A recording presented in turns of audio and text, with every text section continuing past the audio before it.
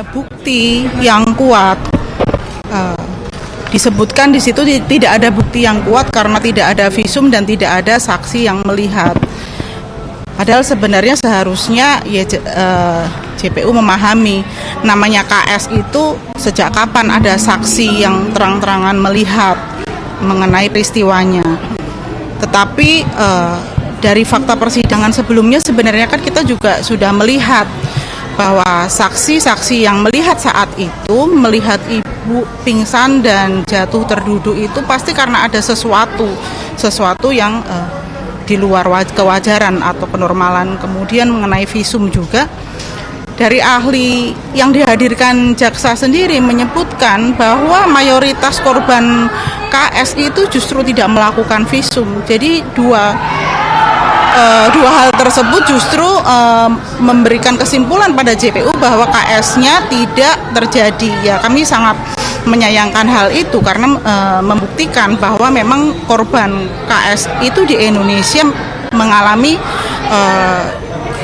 double victimization, dan kemudian diabaikannya bukti-bukti yang dihadirkan oleh JPU sendiri seperti ahli apsifor, kemudian bukti tertulisnya hasil apsifor itu sama sekali tidak disebut, diabaikan, yaitu yang sangat kami sayangkan karena ya akan menjadi presiden buruk mengenai penegakan KS di Indonesia. Terlepas dari siapapun itu korbannya, ya tidak hanya Ibu Putri gitu, tetapi juga yang lain. Mungkin itu saja kalau dari saya, yang lain Febri. Ya, sebelum bicara soal itu ya, saya ingin sampaikan juga. Tadi kami sudah menerima tuntutan dalam bentuk hard copy sekitar 599 halaman. Kami punya banyak sekali catatan terhadap tuntutan tersebut, tapi sebelum catatan itu disampaikan, izinkan kami juga menyampaikan bahwa secara profesional kami menghargai pelaksanaan tugas jaksa penuntut umum, meskipun memang kami punya banyak sekali catatan persoalan-persoalan yang terjadi selama proses persidangan ini, mulai dari dakwaan dibacakan, rangkaian proses persidangan sampai dengan tuntutan. Dari tuntutan yang kita sama-sama dengar tadi, kami mengidentifikasi, kami sudah mencatat ada setidaknya, ini baru setidaknya ya, karena ini dicatat dalam waktu yang sangat singkat ya, setidaknya ada 15 poin, 15 tuduhan terhadap Bu Putri Chandrawati dan terkait dengan perkara ini yang dibangun berdasarkan asumsi dan karangan.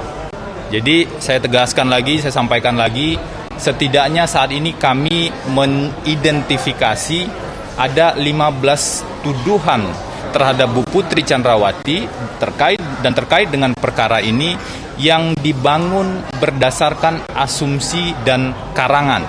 Kenapa asumsi dan karangan? Satu, karena itu bertentangan dan tidak berkesesuaian dengan bukti-bukti yang muncul di persidangan.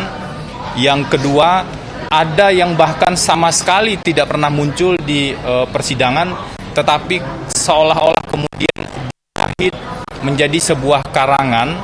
Tapi yang menyedihkan adalah asumsi dan karangan tersebut digunakan untuk membuktikan seolah-olah ada perencanaan. Beberapa di antaranya akan kami jelaskan di sini, dan nanti dalam proses 1 minggu ini menjelang pledoi, kami akan melakukan identifikasi dan membedah secara detail tuntutan tersebut, kata per kata, kalimat per kalimat, paragraf per paragraf, karena kami menduga banyak sekali catatan dan persoalan di tuntutan jaksa penuntut umum tersebut.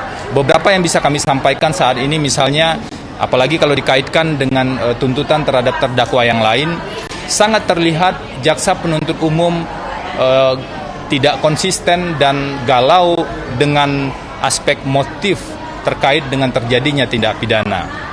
Di terdakwa lain disebut seolah-olah ada motif, di terdakwa yang lain lagi dikatakan motif tidak perlu.